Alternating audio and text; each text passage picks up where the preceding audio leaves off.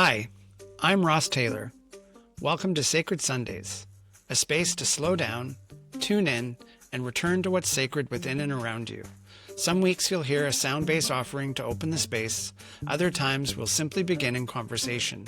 However it unfolds, this is an invitation into presence, connection, and the beauty of the unseen.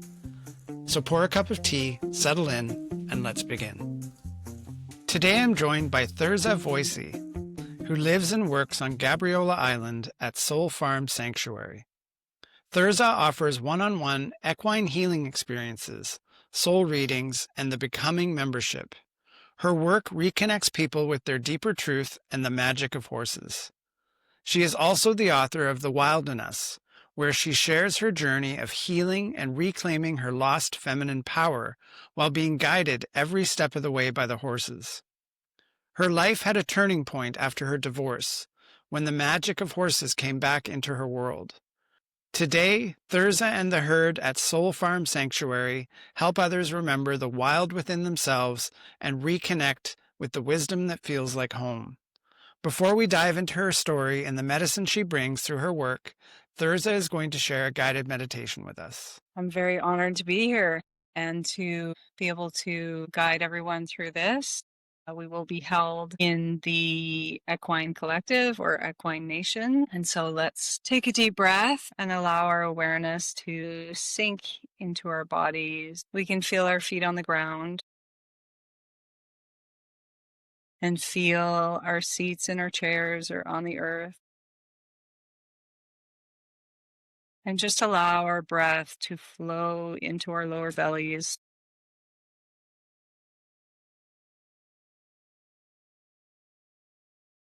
And just allow the breath to go in as it wants. Fill up the space down in there, feeling our belly expand.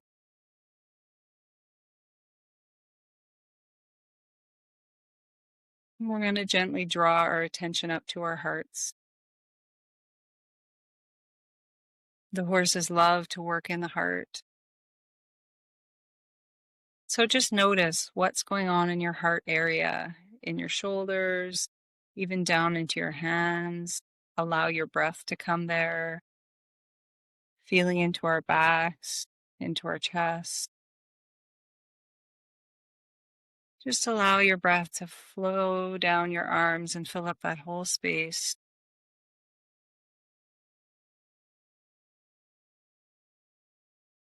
And just notice, what does it feel like in there?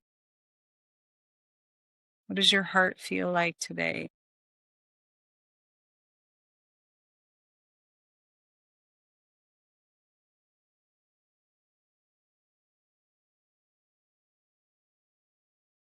We're just going to notice in there, imagine a very, very small spark in the center of our hearts, just a little light. And just as you take your next breath, watch that light expand a little bit, a lot, however feels good.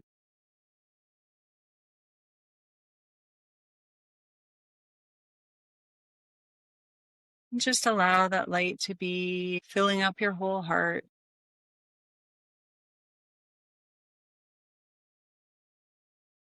And then you can watch it fill your whole body.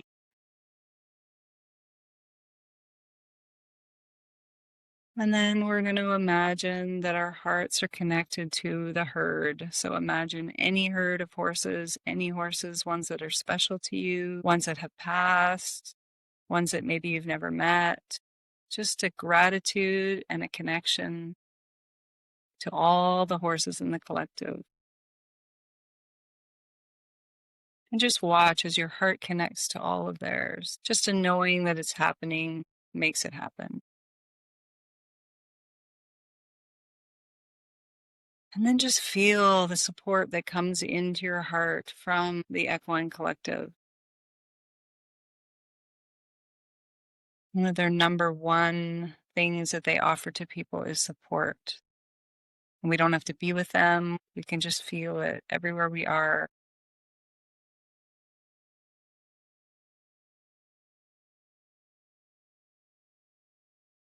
And just imagine that as your heart connects to all of their hearts, that you feel their hearts in yours. You feel their openness, their connection, their love for you.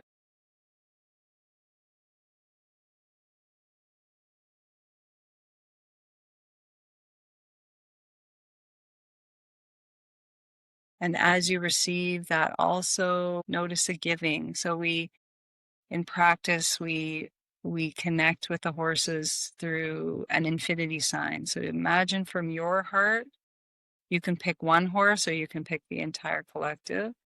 And just imagining that your heart has an infinity sign running from it to the other horse's heart and back to yours. So there's giving and receiving, and just let that run for a minute. Just watch it go back and forth. You can send your breath through the infinity sign. There's no right way. It's just a giving and a receiving.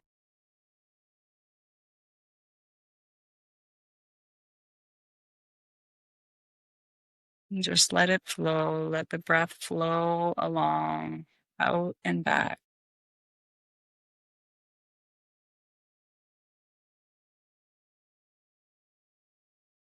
Nice deep breaths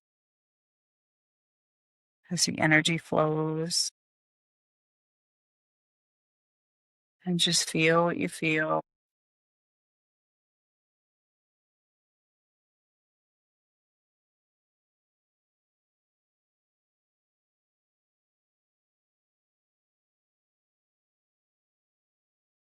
Just let it fill your whole heart, all the receiving, all the energy into your whole heart.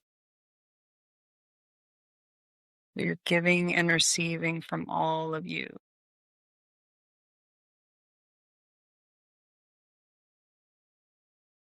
And if that feels hard or tricky, just notice. We're not forcing anything. We're just allowing what is to be, accepting everything. Or if you notice you're giving and receiving from one side or the other, just notice.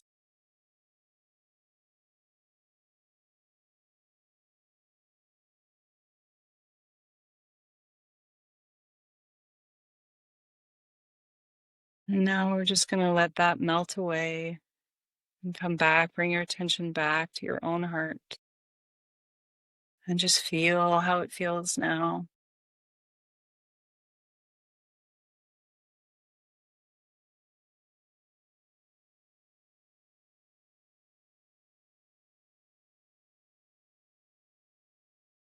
And then we're going to ask for one thought, one gift from the Horse Collective, just for me.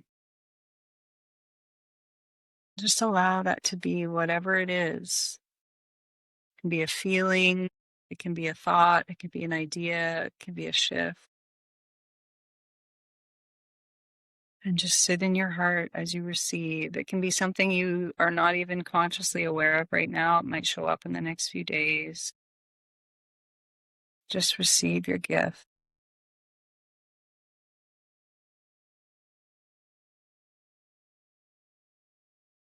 And we're going to trust our intuition and just take the first thing that we think of that we're receiving as a gift. And just bring that right into your heart.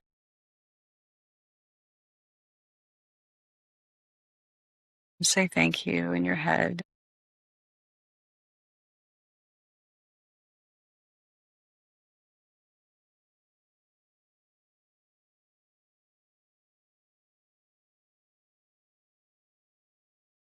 And just notice how you feel after receiving that gift.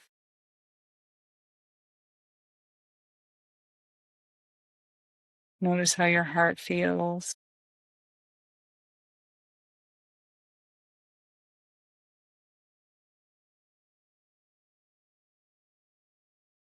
And then we'll go back to the expanding the light through all the hearts of me and the whole collective of the horses.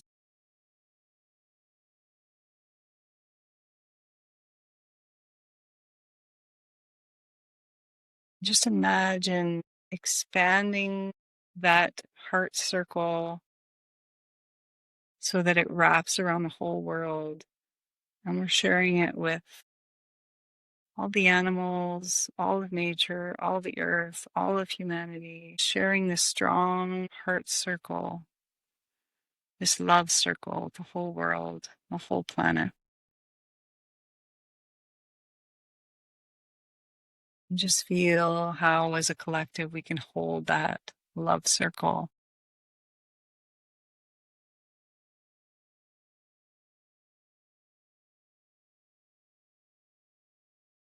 And feel how it feels in your body to hold that expansiveness.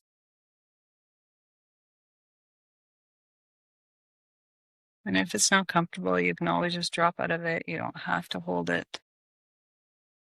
But if it feels good, just keep holding it.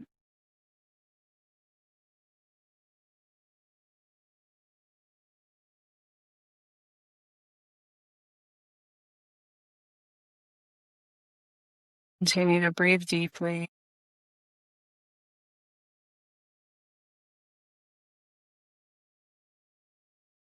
And then we're just going to bring our energies back to our own selves, back to our own bodies. And watch as your light fills your whole body from head to toe, filling your whole self all the way out to your skin, all the way out around you, filling your whole energetic space around you, your energy body.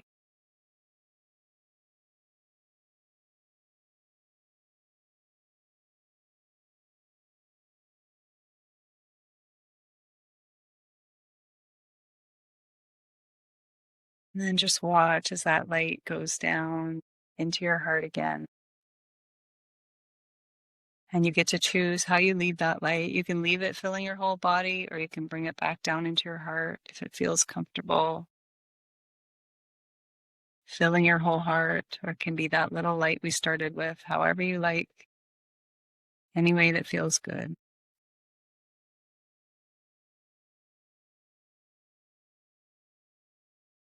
And another deep breath as we pay attention to our seats on the ground or seats in our chairs, our feet on the earth. And when you're ready, you can come back to the room around you and back to your life. And thank you for joining me.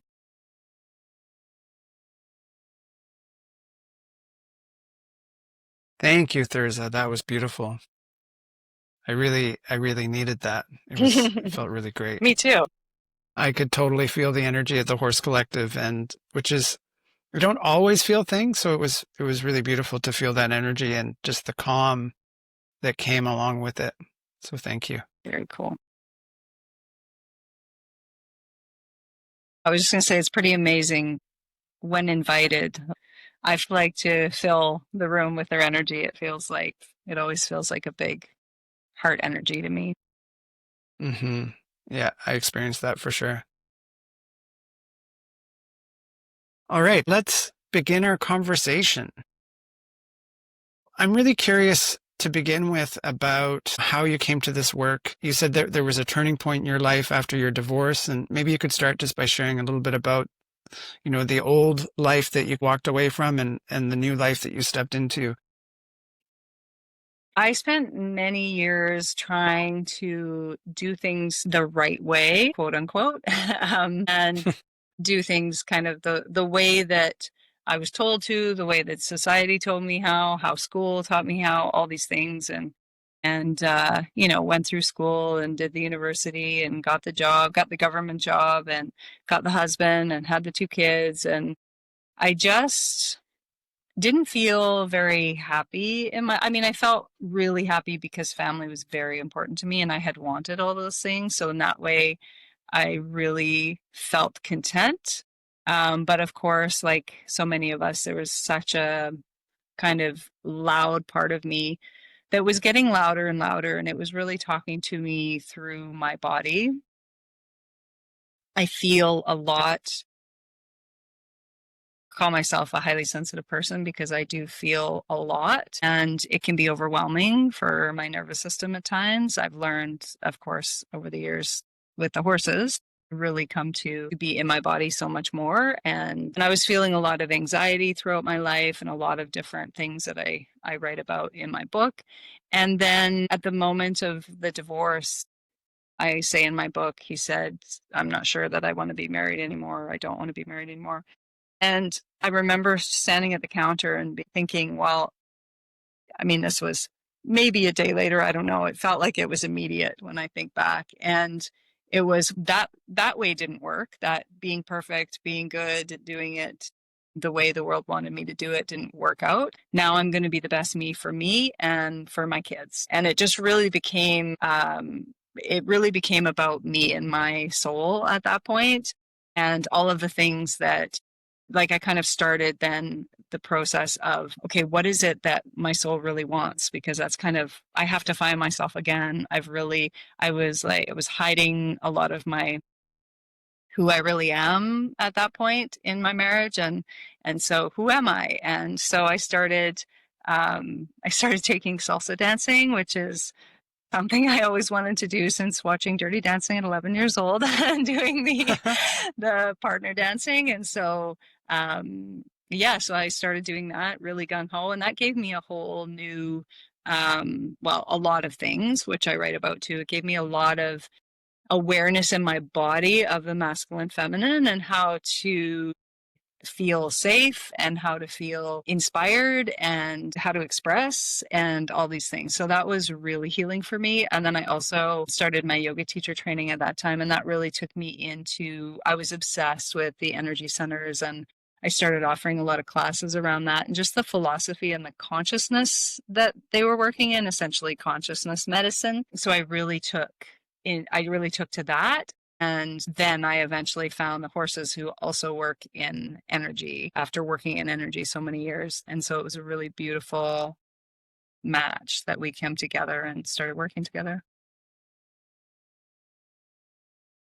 What a great story. And it so reminds me of my own journey in some ways, in terms of going through divorce and trying to find myself. And for me, I was actually, I don't want to say a slow learner, but I had to go through it a few more times. And, I'd learn actually through experience. And so I can relate to the piece of like finding myself. Like, I know a lot of the clients I work with, it's like, what do you mean connect with myself? Not even knowing who I am. And so I went through that experience of like, for the first time, putting myself first instead of everyone around me and outside of me. And it sounds like you went through that as well. Yeah. And like you say, I'm kind of bold in that, where I was like, I'm not doing this again. I'm not getting, sort of hurt in this way again, I guess, but also like I'm going to be on my own path much more. And I find some people don't often have access to that. Well, what do I even like, or who even am I? I have a lot of women whose kids have grown up and left home, and they will come and say, like, I don't even know who I am and I don't even know what I like. And so sometimes the process is just finding one thing that you like a little bit and, starting to do that, and then feeling those energies kind of come. And the cool thing is, usually if people have come here, then they have some connection in their life with horses. And often it's that, where it's like, well, I feel good around horses, or I had a connection with a horse when I was young. And so this was a reaching out in itself for them to connect back with their soul. I think of some of the people I've known through my life who have had that connection with horses, and they play such a special role at different parts of those people's lives, and the stories that they share and the way that the horses brought them through times in their life and the growth that they experienced through that is so powerful. Yeah, that's kind of the word people use for it. It's always powerful. Mm-hmm. On your website, your tagline on your homepage says, "Be your wild." And I was struck by that. I really felt the power behind that. What would you like to say about "Be your wild"? Mm-hmm. I've always had this what I say, and it's find your medicine, feel your magic, be your wild. And to me, those three statements just feel like, essentially, they feel like all the energy centers kind of coming together, where it's like, be your wild is like, I'm going to be my soul self. I'm going to be who I am in my core vibration, which is really all the are doing is helping us be our core vibration and strengthen that. And really, even more discerning than that, to find this month, I just did for the Becoming Wild membership, I just did the live call today. And I'll share, I don't usually share, but one of the themes that was coming through was really that discernment around our vibration. It's not that we have to even change our vibration, it's that we have to let go of things that are not our core vibration and allow in things that are. So, in manifestation, things might not be coming to us, not because we're not attracting them with our vibration, but it's that we're maybe have like an umbrella up and can't let them in. Or if things aren't working in our lives, maybe we're holding on to stuff that isn't ours. And often with especially highly sensitive people or energetically open people who haven't quite mastered their energy, there can be a lot of that holding on to stuff that is not ours. And also the piece around not fully being in our body, which is another piece. But I really like that discernment around, it's not that we're not who we are, because we just are who we are. We're out there emitting this vibration of who we are all the time. It's just whether we're really if we have the worthiness to really let those things in that match us. And I find that's pretty powerful. Yeah, it really makes me think about our nervous system and how much we might be living from outside stimulus versus inside stimulus. And so we might not realize how much noise there is in our system that is keeping us from seeing. Like, I think what you're saying is that we're always vibrating at the highest level, but we can dampen it by what's going on in our nervous system and in our body and the experiences we're holding on to and the stress we're carrying. It's like all of that is just like noise over and above who we really are. Yeah.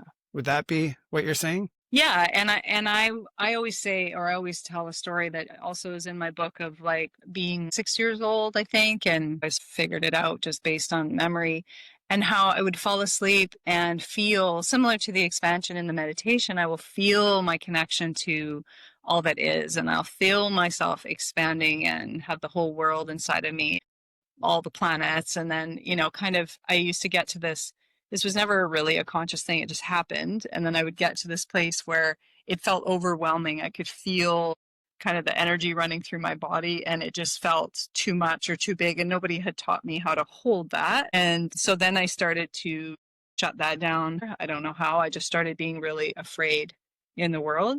And so that was my core vibration, that is. And it was really coming in hot at that age. And then I looked around me and saw people in fear, or people who said, this is how we have to do it, or whatever. And you can't be that way. And so, then we put all these things in place where like, this is how I have to be. It can't be like that. We'll just hide that away. And people will say that about our shadow, that it's not just all the dark, bad stuff in there. It's also the little singer or the little dancer or the little whatever who got shoved in there because she or he wasn't fully accepted in our world.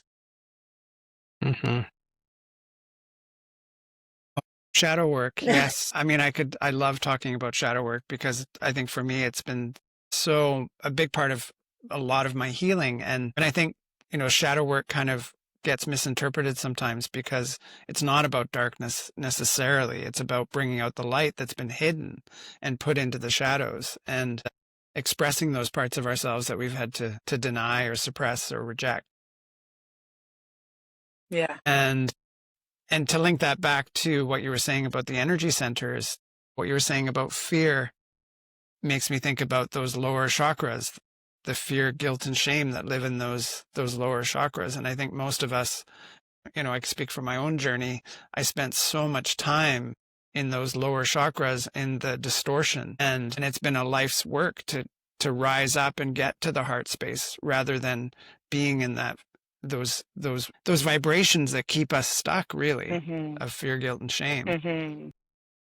Yeah. And the really beautiful thing about the work with the horses is that they reflect back to us both the part of us that is our core vibration and the part of us that has lived a life on this planet, or that is blocking ourselves or whatever. They will, not necessarily in the same moment, but throughout a session, will often reflect back and maybe through me as the interpreter, but the edges kind of growth, right? Or what's showing up in that space. And so it's really fascinating to feel yourself, your core self, or your soul self reflected back from this 1,000-pound animal, and then also feel or have some awareness around, okay, what is it? What is this edge right now? And it might just be, for example, Raven is our black mare and female horse, and she will often, so they have medicines that they sort of bring forward, but I don't like to paint them with a brush.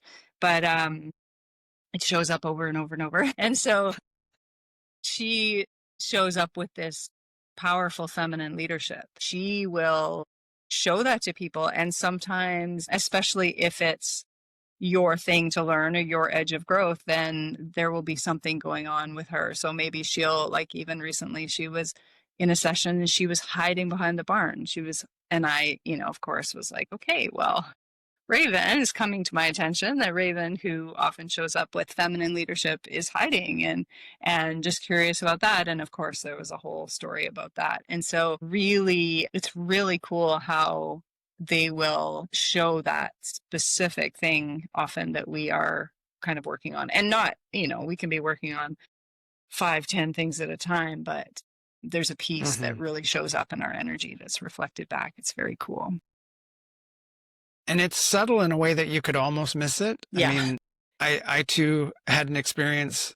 I think I told you before we hit record about, I had a sample session of equine therapy, and you're reminding me that one of the things that happened was the one horse kept walking away from me, wouldn't come towards me.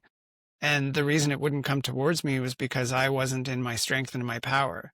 And the moment I stepped into that energy, the horse would come to me. And then I think I also reflected to you that having this really clear experience where I said to the horse, "Oh, you're beautiful." And then the horse immediately turned its head and I could see my reflection in the horse's eyes. That's so powerful. Mm-hmm. Yeah. Yeah. And it's so quick and it's so subtle and it's so powerful. And so my job essentially is to catch those things for people. Mm-hmm. And I've set up the membership so that people will have the opportunity to get into relationship with the horses over time. So people come for 1 week or for an hour every week, and they get their time to build a relationship with the herd. And the horses helped me design this. Like, I had it very different. I had it very sort of the system and training people and all that stuff. And they were like, nah, we're not doing it like that, which was really hard for me to trust that, okay, we're just going to throw that out and start fresh. And this is how it's ended up. And they love it. Of course they love it. They have their weekly visits with everybody. If somebody's coming multiple times a day. I really wanted the community involved more with the herd and connecting more in this work. And that's how it happens, is when people have that kind of longer relationship, because I'm not usually, like, I'm around, but I'm not right there as I would be in a session. So I'm not doing the translating and the bringing it forward. What's happening over time is their horses are helping them to build their energetic strength and really essentially teaching them how to be and not how to do. And people they start coming and they're like, I don't know what to do. What do I do? And of course I give some guidance and, they're like, well, they don't, but people will come sometimes to check it out and be like, are we riding? And I'm like, no, we don't ride, we be. And so there's a lot of discomfort that comes with being, as we all know. And so there's lots of energetic practices and lots of ways to develop relationship. And what happens when people really start being is then the horses start to trust the people, and then they start to guide them in healing and how to work with, because it's I always say in session, it's for me, it's for you, it's for the collective and for the horses. And so they will start to show people how to do healing work and how to help some of the horses. And we have a young horse, Luna, who came with a lot of abuse in her past, and they all come from differing backgrounds, which are not beautiful, but she was quite like, she came and she was biting us and she was jumping fences and she was not comfortable and not trusting. And she's the youngest. So often the older two will guide the people in the membership to put their hands on her or show them where. And she was really uncomfortable with that before. But every time that she has a safe interaction with humans, and sometimes it's kids and sometimes it's men, it was a thing for her. And she's just learned through person after person that, okay, this is safe, this is safe, this is safe. And she obviously hasn't bit anybody in a long time. It was only me and my husband. So it's this beautiful healing for everybody and the relationships that build. And then people become strong in their energy. And so then they can, if you're going to walk around with a 1,000-pound animal and even, first of all, have your own boundaries, but then ask the horse to do something with you, like Liberty. I teach Liberty a lot, which is dancing with the horses, essentially, with no ropes or anything.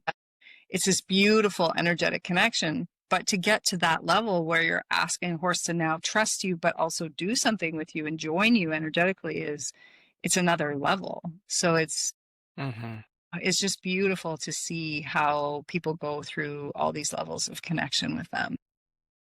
Yeah. I think one of the things that struck me during the meditation energetically was the history between humans and horses and the healing that I guess perhaps is needed for that lineage of the horses and that relationship with humans, but how they've been here and of service to humans for so long.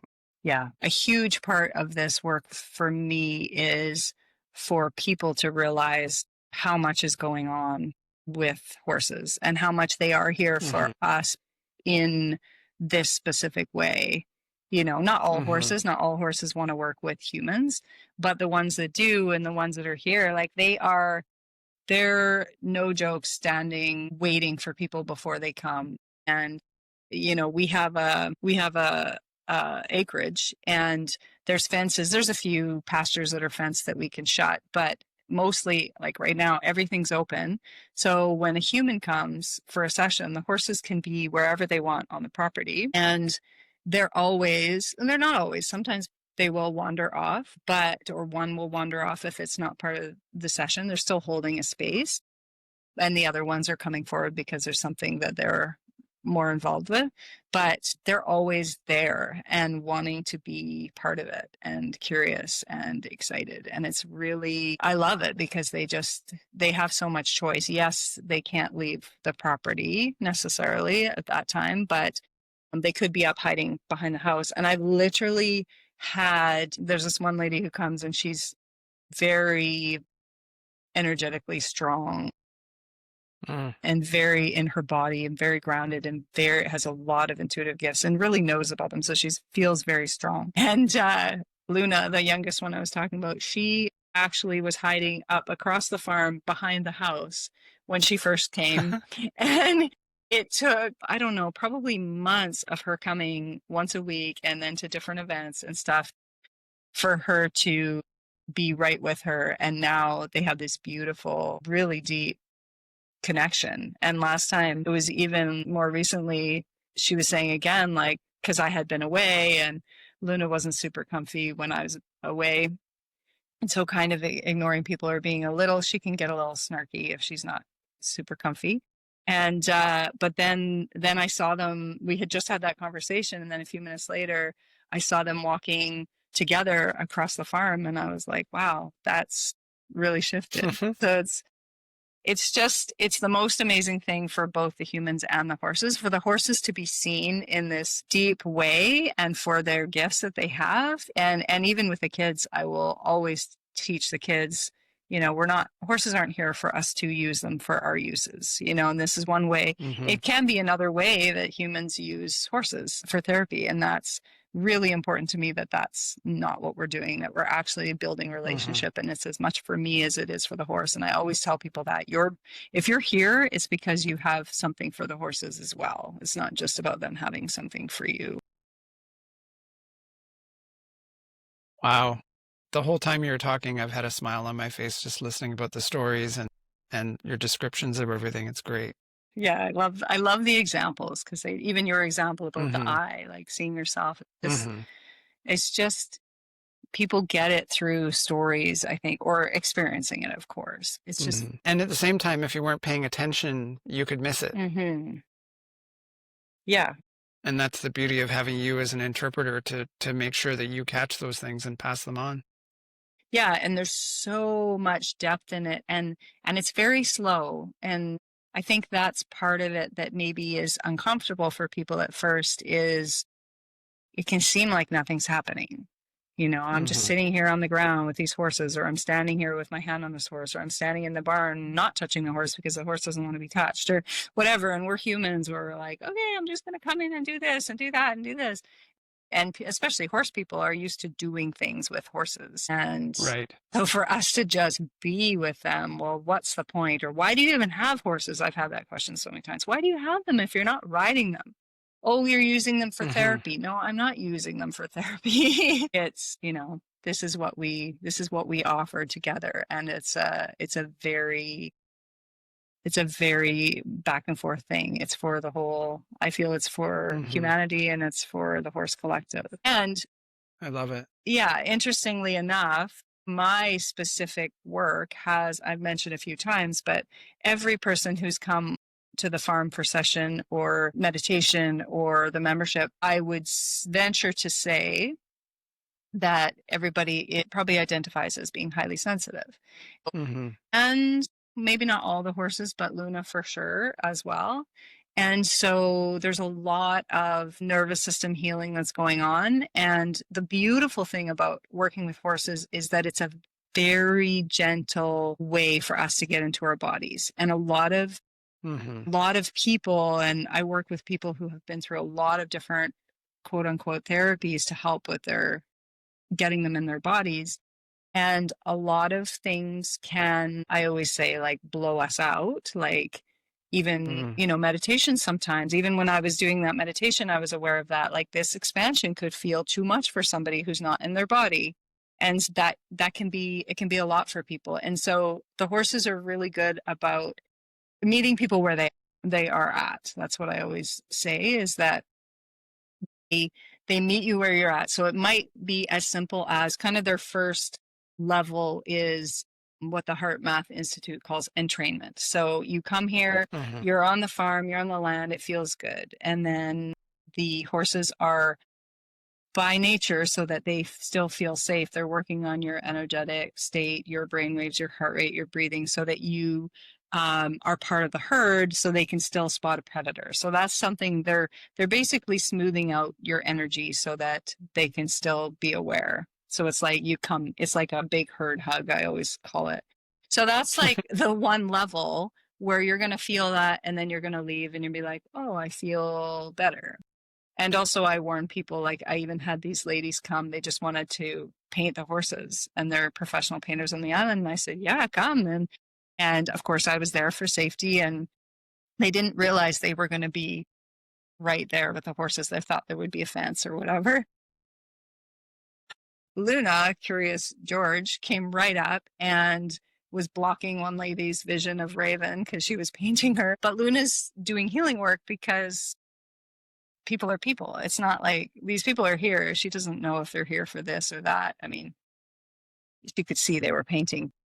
And I told these ladies, I said, you might feel tired after, like you've had some energy work, whether you like it or not. And yeah, you might feel tired. You might, have dreams about the horses, whatever. So I often will tell people that. And then if people are like more connected with horses, or quite in their bodies, or ready to go deeper, they can go very, very deep with the horses, and really have opening, powerful experiences. Hmm. That's wonderful. And I just love your passion as it comes through as you're talking about your experience with horses. I feel like we could go on forever, and unfortunately we get to the point where we have to wrap up. I always love to close with a question, and it's, what is one simple way someone could connect with the sacred today?